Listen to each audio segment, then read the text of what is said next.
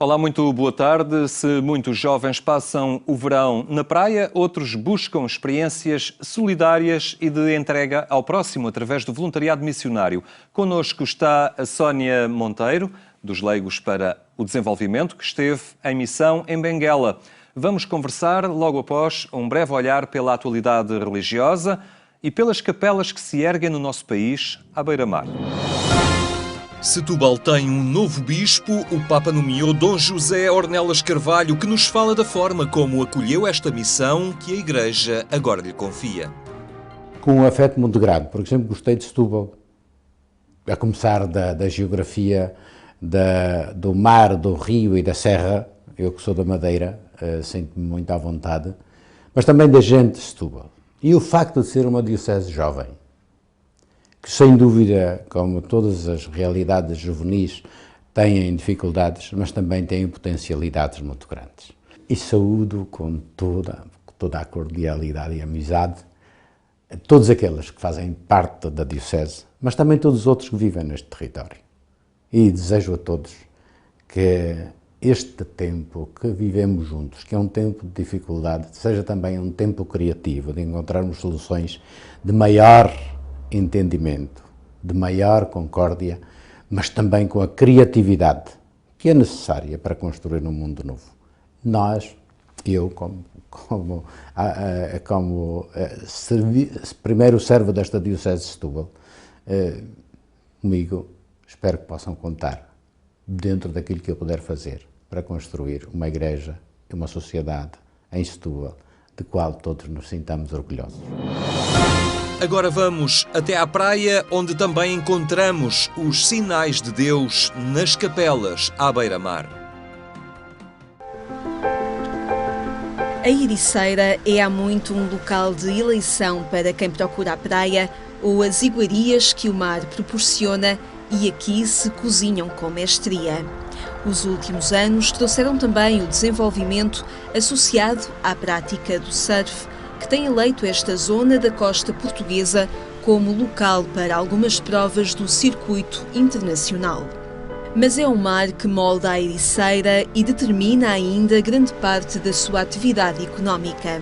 A pesca continua a ser sustento e atividade que leva a partir oceano adentro na incerteza do que a sua generosidade permite recolher. Daí a religiosidade destas gentes que do mar querem ver na terra os sinais de Deus. É por isso que aqui encontramos algumas capelas estrategicamente edificadas sobre a falésia. Uma das mais conhecidas é a Capela de Nossa Senhora da Boa Viagem e de Santo António. Situa-se numa plataforma sobre a Praia dos Pescadores. Da sua história, pouco se sabe, mas há registros que indicam a sua construção no século XV. Aqui há uns 50 anos, mais, restaurou-se muito a devoção à Senhora da Boa Viagem. Portanto, faz parte do que se põe nas casas, da azulejaria, dedicados à Senhora da Boa Viagem, também cá na terra. Sabe-se que em 1609 já era sede das confrarias de Nossa Senhora da Boa Viagem dos Homens do Mar e nela decorriam as suas sessões. Em 1645 passou a ser a Capela de Nossa Senhora da Boa Viagem. Era também nesta capela que funcionava a Confraria de Santo António, Confraria das Raparigas Solteiras. É o lugar mais visitado da Ericeira, penso eu. Sim, chegam a sair aqui por dia mais de 200 folhetos desdobráveis. E depois há outra coisa, eu tenho tido alguma preocupação em garantir a memória preservada. E as pessoas dizem assim, eu tenho orgulho da nossa Igreja, da maneira como como nos representam, portanto, e isso é bom para os da terra e é bom para os que nos visitam. Esta capela de proporções modestas não se esgotava apenas no culto. Terá tido, em tempos, a incumbência de farol, assinalando a entrada dos barcos no porto da Praia dos Pescadores, servindo-se para isso do pequeno sino colocado num nicho na parede do lado poente. Ainda hoje, e apesar dos avanços tecnológicos, os pescadores se orientam pelas pequenas capelas da Ericeira que conseguem avistar do mar. Há aqui sinais de terra, que era a igreja de São Pedro. Aqui esta capela também temos uns sinais de umas pedras. Quando não havia GPS, era ali com estes pontos que havia e ainda continua a saber. Mas já está muito tapado com as casas. Mas aqui a de São Pedro, esta e São Sebastião, e a Serra do Socorro, que é a capela da Serra do Socorro, também vê-se bem. Pontos de referência. São. Apesar de já haver GPS e tudo, mas aquilo, o olho é sempre o olho. Corria o ano de 1645. O templo foi revestido a azulejos, formando padrões diversos, dos quais se destaca sobre o arco triunfal, ainda hoje conservado, um pequeno registro de Nossa Senhora da Boa Viagem com o menino, rodeado de 6 cabeças aladas de anjos, com os monogramas de Cristo, Maria e José, datados de 1634. Numa das paredes exteriores, um painel recorda o dia 5 de outubro de 1910. Quando começava a República, partia daqui a família real para um exílio forçado. Dom Manuel II e Dona Amélia de Orleans embarcaram aqui a bordo do iate Amélia, que os conduziria até Gibraltar, de onde seguiriam para a Inglaterra. Atualmente, celebra-se no terceiro fim de semana de agosto as festas em honra de Nossa Senhora da Boa Viagem, padroeira dos pescadores da Ericeira. A festa de agosto, do terceiro domingo de agosto, é dedicada aos homens do mar. Assim, eles têm a sua maneira própria de se manifestarem, não é? O dia mais bonito da Ericeira é, de facto, a procissão do mar, que é na véspera do terceiro domingo de agosto. Isso é de longe o dia com mais gente, de maneira que tem que se deixar os carros à saída da autoestrada, que não se consegue chegar aqui. Eu penso que faz parte da alma da gente da Ericeira o ter Nossa Senhora como mãe. Quer dizer, ela aqui é mãe, portanto, não é só a Senhora da Boa Viagem, a Senhora, quando tem uma procissão de Senhora de Fátima, uma multidão, uma coisa impressionante. Uma preocupação do padre Armindo Garcia é que as capelas na Ericeira possam ter as portas abertas para acolher quem passa e sente a necessidade da oração ou simplesmente do silêncio e recolhimento do lugar de culto. Várias razões, nem que seja por uma razão de fé, até por uma razão de equilíbrio emocional, psicológico. Portanto, penso que isto fez muito bem a pessoas com problemas de cabeça, de ter as igrejas abertas para se poderem recolher.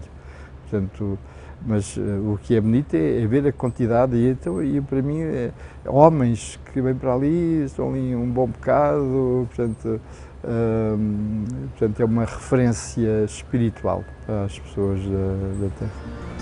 No extremo norte da Vila da Ericeira encontramos a ermida de São Sebastião.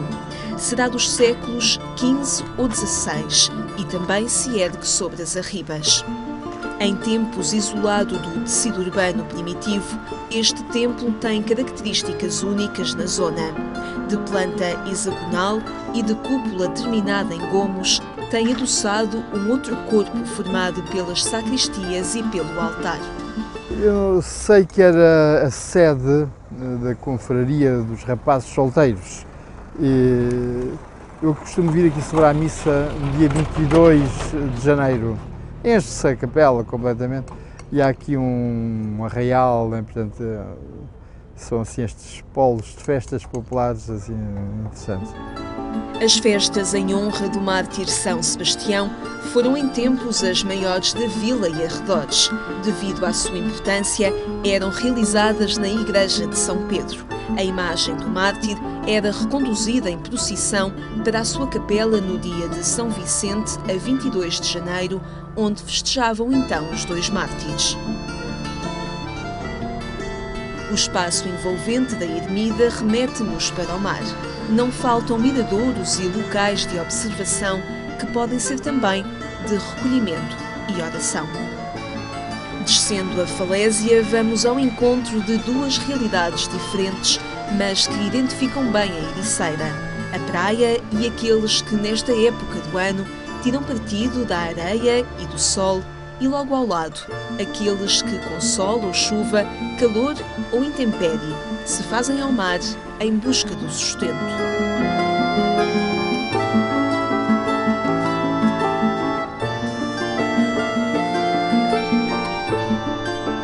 É o caso de António Franco Alberto. Ele é o mestre da embarcação Tony Fernando e está a chegar do mar.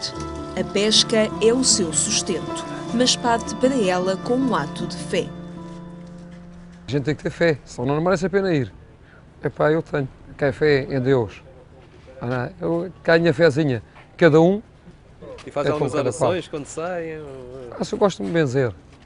E quando sai de casa, logo, de manhã. O mar não lhe mete medo e o respeito diz que o deve a quem manda mais. Tem respeito, a gente tem que ter respeito a Deus. Fumar ao pé dele não é nada. Isto é assim. Deus acompanha-o na faina não apenas na oração, mas até na imagem simbólica que anima o seu telemóvel e que lhe revela um Cristo de mãos abertas. Dele, António Alberto espera a proteção no mar. Dos homens, espera um porto de pesca que lhe permita ir ao mar em segurança. E podíamos estar melhor, não temos é porto. O porto, não temos porto, andamos aqui debaixo de mar bravo, debaixo de susto, ainda agora atraquei o barco a madeira e 4 porradas e ver se faziam para aqui umas melhoriazinhas no porto. A gente está cheio de areia, isto é mais de 15 dias, um mês, já ninguém pode ir aqui ao mar. Como há roleiro, como fumar ontem bravo, já ninguém consegue ir. A fé de quem parte para o mar e os sinais que avista em terra e que lembram a proximidade de Deus. Os lugares de culto na Ericeira junto ao mar, de onde há muito se retira o sustento.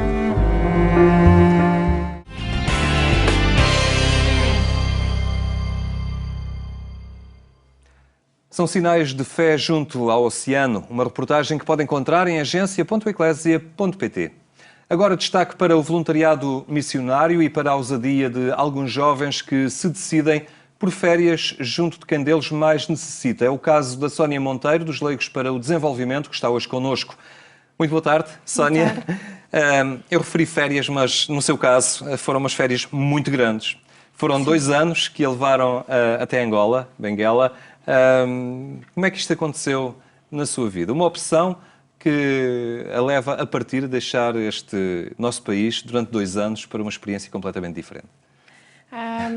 Eu acho que sobretudo, a história começa ainda mais atrás e não foi uma decisão repentina, mas recordo-me que desde criança me sentia influenciada ou tocada pelas histórias de vida dos missionários.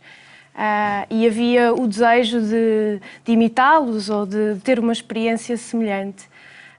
Encontrou isso nos Leigos para o Desenvolvimento? Foi procurar o momento certo, descobrir que provavelmente não há um momento certo e que é preciso arriscar, ousar dar um passo e sem ter as respostas todas e seguir em frente. E acho que esse foi aquilo que me aconteceu e durante um processo de formação de 1 ano que existe nos Leigos para o Desenvolvimento foi também importante para confirmar este desejo, ou seja, que não era uma vontade momentânea e que iria desaparecer, mas que tinha algum sentido, um sentido não só para mim, mas também um sentido para os outros. Como é que foi? Fez o seu percurso académico, concluiu o curso e depois partiu? Exatamente, ou seja, fiz uma licenciatura, depois fiz o período de estágio e no final do estágio parti para a missão. Antes de ingressar propriamente no mundo profissional ou numa carreira profissional, a seguir ao estágio fui para Angola, para Benguela. Sim. A sua área de estudo? De Direito. Sim. É de Direito. Fiz o estágio em Advocacia e depois de completar o estágio fui para a missão. E não há entre os jovens hoje em dia aquela pressão logo ainda enquanto se está na faculdade de terminar, fazer o estágio, mas depois arranjar um bom escritório de advogados, começar a carreira, construir uma vida, ter uma profissão minimamente segura? Não eram estas as preocupações que assaltavam no imediato? Sim, isso eram as preocupações normais e acho que esse também foi o desafio, foi confrontar-me com a realidade.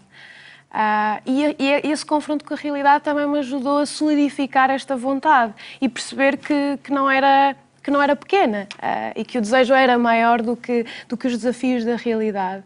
E também porque como disse, não havia um momento certo. Quando era nova, era a idade, era o obstáculo. Depois, na faculdade, era a pressão de terminar os estudos. Depois dos estudos, havia o estágio que tinha de terminar. Depois do estágio, é a carreira profissional. Ou seja, se estivermos à procura do momento certo, ele não vai aparecer. E acho que foi tomar esta consciência que me deu força para arriscar. E nunca ninguém lhe disse, mas agora vais perder 2 anos na tua vida ali e já podias estar a trabalhar... Sim, sim. A própria realidade, a própria família, com um sentido de preocupação, não é? Não para... com receio, com o receio do futuro, mas a preocupação do que é que nos vai acontecer e se vamos perder alguma coisa. Mas eu acho que depois da experiência confirmamos que não perdemos e que vale a pena. Não foram 2 anos perdidos. De maneira nenhuma. O que é que fez durante estes 2 anos em Angola? Eu tinha, ou seja, quando partimos temos projetos já definidos, específicos para cada voluntário, apesar de trabalharmos em equipa, mas cada um tem a sua responsabilidade. Eu estive 2 anos como coordenadora de um projeto de alfabetização de jovens e adultos. A maior parte, 80% a 90%, são mulheres, a média entre os 24 e 38 anos. E o objetivo era coordenar a equipa de alfabetizadores, ou seja, toda a questão pedagógica já estava assumida e assegurada por toda a equipa local. A minha função era coordenar os recursos humanos a nível administrativo, financeiro. E no segundo ano o desafio foi passar o projeto para a equipa local, capacitar a equipa para que pudessem continuar com o projeto e os leigos pudessem assumir outros desafios. Mas, na verdade, se eu pudesse dizer qual é que foi a minha função, foi descobrir que o meu trabalho era, passando a redundância, trabalhar para ser desnecessária. Identificar com a equipa as necessidades, mas que a minha presença fosse cada vez menos necessária. E isso é um desafio, porque normalmente queremos fazer as coisas à nossa maneira, os nossos ritmos, e perceber que quanto menos estivermos, quanto menos fizermos, ou até assumirmos os erros ou os tempos diferentes, é um desafio. E esse foi até o maior porque o objetivo é, terminado o período em questão, depois os projetos terem alguma autonomia e continuarem por si. Exatamente. É garantir a sustentabilidade dos projetos e que os projetos não dependem de nós ou da nossa presença, mas que têm todas as condições para caminhar sozinhos. Esse é, de certa forma, o objetivo de qualquer ação dos leigos para o desenvolvimento. Terminou este projeto, 2 anos em Benguela, já regressou, mas de alguma forma mantém uma proximidade em relação a estes desafios da solidariedade, do desenvolvimento. Sei que está ligado ao Graal e aí também procura manter uma ligação a este trabalho que já desenvolveu, não é? Sim, sim. O tempo em missão acaba sempre por nos marcar. Muitas vezes mudamos os percursos, de outras vezes voltamos às mesmas realidades. Eu acabei por voltar à mesma realidade, mas com um olhar diferente, ou a valorizar outras coisas e a procurar outros sentidos. E quando voltei, apesar de ingressar na advocacia, procurei sempre manter alguma ligação aos projetos de desenvolvimento e encontrei essa possibilidade no Movimento Grau, que entretanto no meu regresso conheci e com o qual me identifiquei, e também vou mantendo esta ligação aos projetos de desenvolvimento e nomeadamente ao contexto de Angola, porque marca de alguma forma e queremos continuar a viver ou a ter esta disponibilidade de entrega, de serviço e de ajudar com os outros a fazer crescer alguma coisa. Sim. Estamos a falar de uma experiência que fez em Angola. Angola que no imaginário coletivo nosso se associa agora muito a poder económico, muitas empresas que lá procuram fazer os seus negócios. Angola compra também muitas empresas em Portugal, parece um país poderosíssimo, mas que parece que também continua a necessitar muito de apoio, não é? porque passando a periferia das grandes cidades, as pessoas continuam a necessitar de grandes ajudas. Sim, eu costumo dizer que falar de Luanda não é falar de Angola. É uma pequena parte e não diz de todo qual é a realidade angolana. E continua a haver bastantes disparidades no contexto angolano. As diferenças sociais, o acesso à educação é maior, mas a qualidade continua a ser difícil e continua a haver necessidade de se trabalhar a esse nível. E continua a fazer sentido uma presença para ajudar. O potencial já lá está. Acredito é que às vezes algumas visões de fora e a interação pode ajudar a fazer germinar este potencial que já está lá, com as pessoas e com a própria realidade. Por isso continuo a achar que a presença é importante, mas sempre nesta lógica de trabalhar, de cooperar, não do fazer por estas pessoas, mas do cooperar, porque o potencial está todo lá, não somos nós que o levamos daqui de maneira nenhuma. Muito bem, Sónia Monteiro, muito obrigado por ter estado connosco e partilhado esta experiência que certamente é também inspiradora para tantos outros jovens. Obrigado por estar connosco. A solidariedade, a entrega ou a paixão por sentir a utilidade daquilo que se faz pelos outros. Passa por aqui o voluntariado missionário que hoje analisamos. Recordo apenas que mais logo, pelas 22h45, pode acompanhar a edição rádio do programa Eclésia na Antena 1. Para si que esteve connosco, uma boa tarde ou umas boas férias, se for esse o caso.